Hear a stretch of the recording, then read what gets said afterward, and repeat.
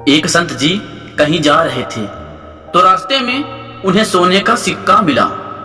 संत ने सिक्का उठा लिया। उनके साथ ही कुछ शिष्य भी थे। संत ने शिष्यों से कहा, यह सिक्का किसी ऐसे व्यक्ति को दूंगा जो सबसे ज्यादा जरूरतमंद है। संत और शिष्य अपनी यात्रा पर आगे बढ़ते रहे।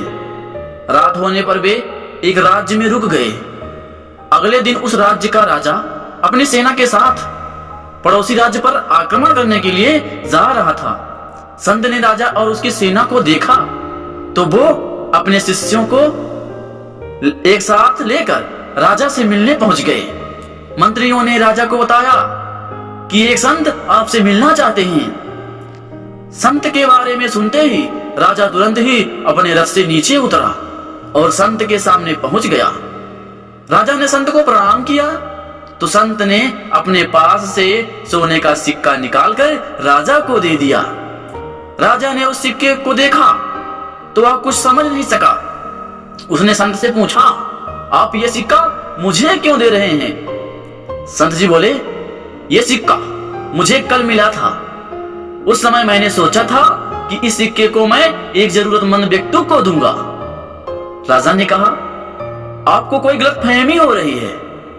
मैं तो इस राज्य का राजा हूं और मेरे पास अपार धन संपत्ति है। मैं जरूरतमंद नहीं हूं।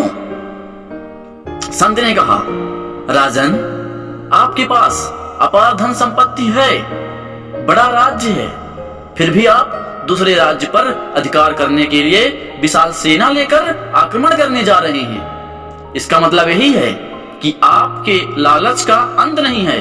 आपके अंदर लालच है। इतनी संपदा होने के बाद भी आपको और राज्य चाहते हैं। मेरी नजर में आपसे ज्यादा जरूरतमंद कोई और दूसरा व्यक्ति नहीं है, इसलिए इस सिक्के को मैं आपको दे रहा हूं। इस सिक्के के आप ही हकदार हैं।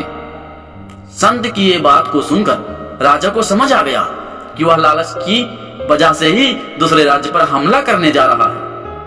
राजा ने संत से कहा, आपने मुझे मेरी गलती का एहसास कराया है, मुझे क्षमा करें। इसके बाद राजा ने दूसरे राज्य पर आक्रमण करने का विचार छोड़ दिया और अपनी सेना के साथ अपने महल में लौट गया। लाइफ मैनेजमेंट, लालच का अंत नहीं है।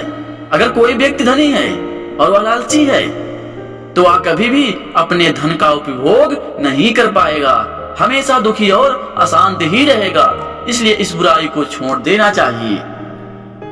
लालच दोस्तों, लोभ यानी लालच ऐसी बुराई है जिसकी वजह से हमारे दूसरे सभी गुणों का महत्व खत्म हो जाता है। लालच की वजह से व्यक्ति कभी भी संतुष्ट नहीं हो पाता है और धनवान होते हुए भी गरीब बना रहता है। इसलिए लालच जैसे अवगुण से बचना चाहिए। आपके अंदर लालच बिल्कुल भी नहीं होना चाहिए। लालच जैसे गंदगी से आपको बच कर ही रहना चाहिए। अगर आपको ये मोटिवेशनल वीडियो पसंद आई है तो हमारे वीडियो को लाइक से जरूर कीजिएगा। ऐसे ही वीडियोस के लिए अपने भाई का सपोर्ट करने के लिए अपने चैनल को सब्सक्राइब कीजिएगा। मिलेंगे आपसे नेक्स्ट वीडियो में। जय हिंद।